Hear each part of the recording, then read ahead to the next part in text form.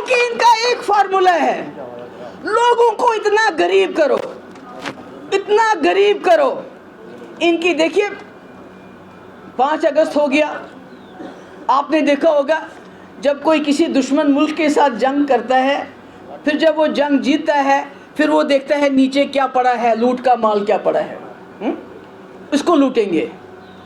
तो बिल्कुल वही 2019 5 अगस्त के बाद हुआ। हमारी ज़मीनें कहाँ जा रही है मुझे बताने की ज़रूरत नहीं है, हमारी रेत और बजरी कहाँ जा रही है मुझे बताने की ज़रूरत नहीं, हमारे टिप्पर कैसे खड़े हैं जिन्होंने लोन लिया हुआ है, बताओ क्या करेंगे? वो जहर खाएंगे। अगर चोरी से निकलते हैं तो पुलिस वाले को, अगर पुलिस वाले ने छोड़ा तो अदालत में उसको जुर्माना देना पड़ता है। शराब का ठेका, शराब कश्मीर, यहाँ जम्मू के लोगों आप पियो, ठेका किनको दिया है? फ्लैट बनाए। मुझे बताइए क्या जम्मू कश्मीर के लोग बाहर नहीं जाते हैं काम करने के लिए, मजदूरी के लिए?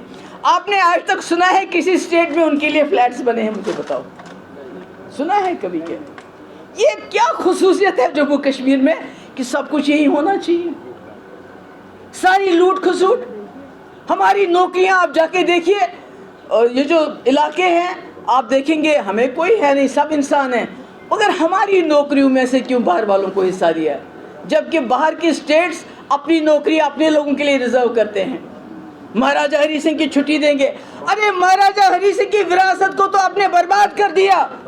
उसने जम्मू कश्मीर लद्दाख को बनाया था, उसने इसको जोड़ के रखा था। यहाँ की डोगरा तहजीब हो, कश्मीरी हो, पंडित हो, लद्दाखी हो, उसको संजो के रखा था।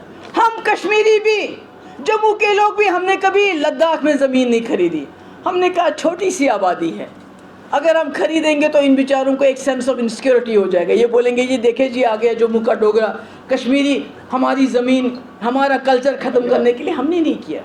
मगर आज वो लद्दाख के लोग सर पे जो है झंडा लेके हाथ खड़े हैं कि हम बाहर के किसी को यहाँ होटल बनाने नहीं देंगे, बाहर के किसी को आने नहीं देंगे। ये हालत है जम्मू कश्मीर के, जिसको ये कहते हैं यहाँ सब कुछ ठीक ठाक है। अभी इन्होंने रिजर्वेशन की, अरे अगर आप में नियत साफ होती रिजर्वेशन के बदले सीटें रिजर्व करते। अगर आरसपोरा के लोगों ने मुफ्ती साहब के लिए वोट डाला, कश्मीर में कश्मीरियों ने फोतेदार साहब के लिए वोट डाला, आपने मनलाल कोल के लिए वोट डाला, कश्मीरी मुसलमान ने, आपने डीपी दर के लिए वोट डाला, आपने प्यारलाल हुंडू के लिए वोट डाला, कश्मीरी मुसलमानों ने उनको एमएलए बनाया। आज कश्मीर में हमारे पंडित भाइयों के लिए 2 सीटें रिजर्व करते, जम्मू में रिफ्यूजीज के लिए 1 करते, कश्मीर में हमारे सरदार जो वहाँ रहे, जिन्होंने कश्मीर नहीं छोड़ा, उनके लिए 1 करते, हम वोट डालते उनके लिए। मगर नहीं, क्या किया? इसको भी अपनी जेब में रखा, ताकि जो इनकी अपनी थिंकिंग के जैसा होगा अपनी जेब से निकाल के उसी को लाएंगे जो इनकी तरह जहर बटोरेगा, जो मुसलमान को हिंदू से लड़ाएगा, ब्राह्मण को शेड्यूल कास्ट से लड़ाएगा, पहाड़ी को गुज्जर से लड़ाएगा, यहाँ तक कि अब जो जम्मू में रिक्शा वालों को भी आपस में लड़ा रहे हैं। ये सही है? सही है ना? अभी हमारा रास्ता जो नेशनल हाईवे बंद है कि नहीं, खराब हो रहा है। टोल टैक्स कौन दे रहा है? दे रहे हो आप कि नहीं दे रहे हो? तो मेरा कहने का मकसद है, मुझे मालूम है जम्मू वालों आपको हमारे बारे में रिजर्वेशन है, आप समझते हैं हम पता नहीं क्या है, कहाँ से आए हैं, मगर अपने मुस्तकबिल के बारे में सोचो। इन्होंने पूरे मुल्क को बर्बाद कर दिया। जो जवाहरलाल नेहरू ने बनाए थे इंस्टीट्यूशंस, इन्होंने एयरपोर्ट भेजा, LIC भेजा, रेलवे भेजा, सब कुछ भेज दिया इन्होंने, कुछ नया नहीं बनाया। मगर आप सोचो कि ये जम्मू कश्मीर को पूरे मुल्क में बेचते हैं, तब जाके वोट लेते हैं। अरे मुझे बताओ, ये समझ नहीं आती आप लोगों को कि इन्होंने पुलवामा के जो शहीद, उनको भी बेच के वोट मांगे कि नहीं मांगे? याद है आपको? हाँ, उसके बाद मुझे बताइए, वो तो उसके बारे में पुलवामा में क्या हुआ वो मैं नहीं बोलूँगी, वो सत्यपाल मलिक बहुत अच्छी तरह बोलते हैं। उसके बाद बालाकोट हुआ, उसमें भी वोट ले लिए। अरे इंदिरा जी ने तो बांग्लादेश बना है, पर कभी उसने उन अपने शहीदों पे वोट नहीं मांगे, बांग्लादेश पे वोट नहीं मांगे। कभी उसने नहीं रखा कि आपको एक वोट डालना है उस जवान के लिए जिसने शहादत दी पुलवामा में। उसने तो नहीं कहा ऐसा। She did not say that. अरे चीन हमारी 1000 स्क्वायर किलोमीटर से ज्यादा जमीन पे कब्जा किया हुआ है। अरे अब कुछ नहीं तो आज फिर एक बार लाल आंख ही दिखा देते, अब तो लाल आंख भी नहीं दिखाते हो। हाँ? क्या है ये? एक वक्त था जब हमारे मुल्क को पूरी दुनिया में बहुत इज्जत की नजर से देखा जाता था। क्यों?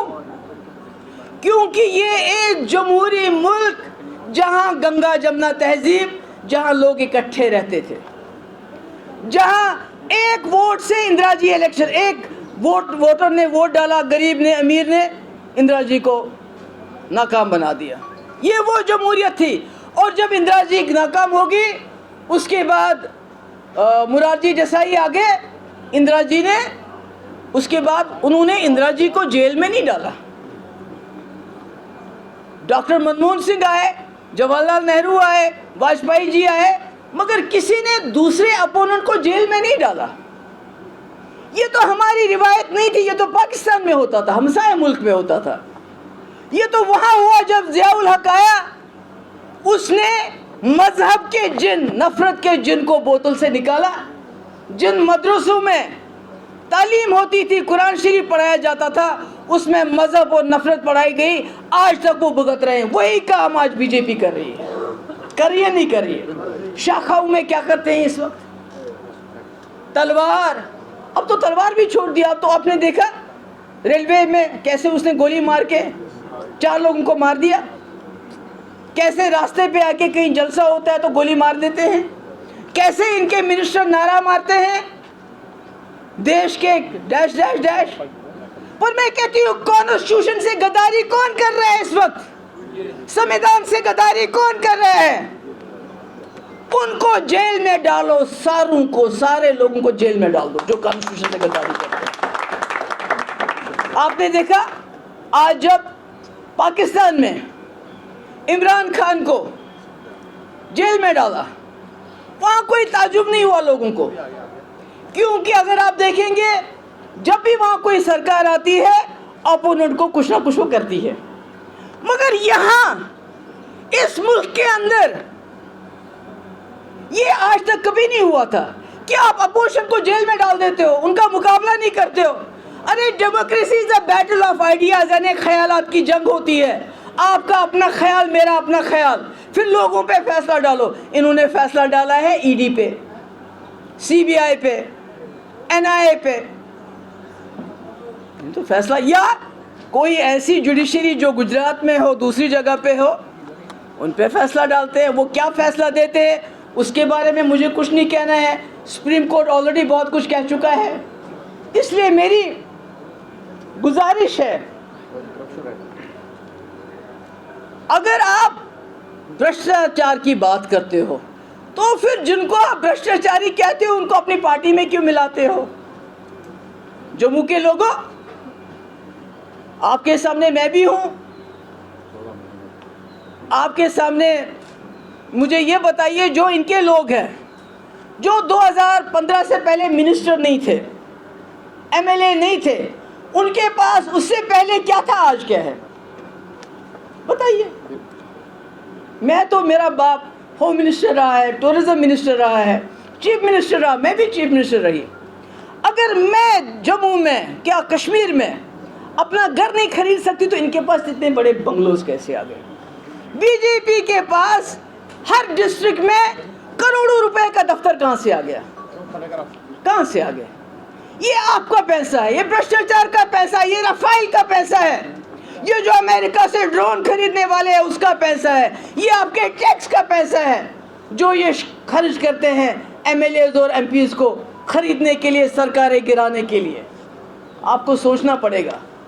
मैं कोई कांग्रेसी वकालत नहीं हूं यहाँ पर, मैंने पहले भी कहा कांग्रेस ने भी बड़ी गलतियां की होंगी, मगर उन्होंने मुल्क को संभाल के रखा, टूटने नहीं दिया।